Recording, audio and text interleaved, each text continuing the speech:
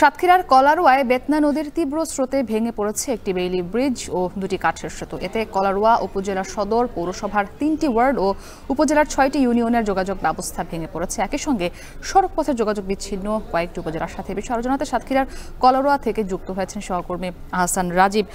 রাজীব, একটু জানতে চাই যে বেইলি ব্রিজ এবং সেতু মেরামতে এখন পর্যন্ত কোনো উদ্যোগ নেওয়া হয়েছে কিনা? তো এখন পর্যন্ত সাতক্ষীরার যে কলারোয়া যে ব্রিজটি ভেঙে গিয়েছে, অর্থাৎ এটি বেইলি ব্রিজ, পাশেই কিন্তু নতুন ব্রিজ তৈরি হওয়ার কথা ছিল, কিন্তু সেটি দীর্ঘসূত্রিতার কারণে এই বেইলি ব্রিজটি ছিল।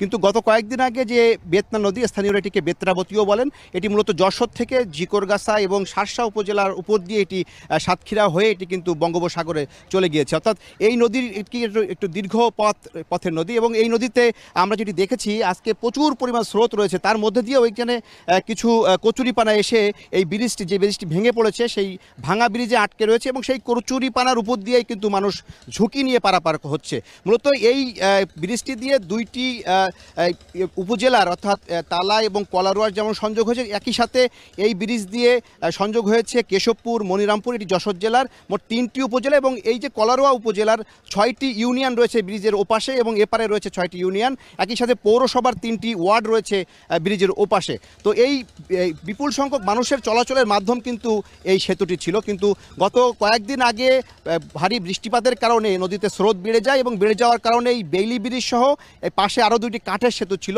সেই কাঠের সেতুগুলো কিন্তু ভেঙে পড়ে, যার কারণে এই অঞ্চলের মানুষের যোগাযোগ ব্যবস্থা একেবারে ভেঙে পড়েছে। একই সাথে 3টি উপজেলার সাথে কিন্তু এই কলারোয়া উপজেলার যোগাযোগ ব্যবস্থা এখন সড়ক পথে কোনো যোগাযোগ বিচ্ছিন্ন।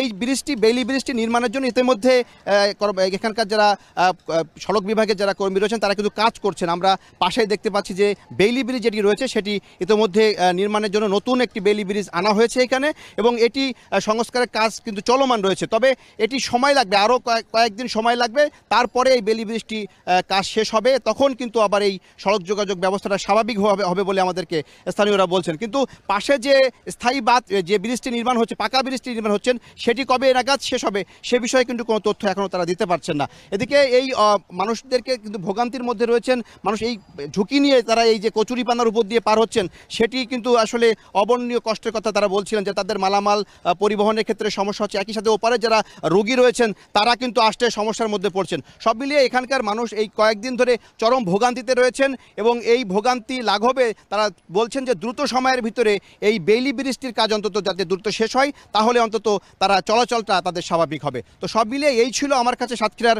কলারোয়া বেতনা নদীর পাড় থেকে সবশেষ তথ্য। মুক্তি। আহসান রাজীব যুক্ত ছিলেন সাতক্ষীরা থেকে।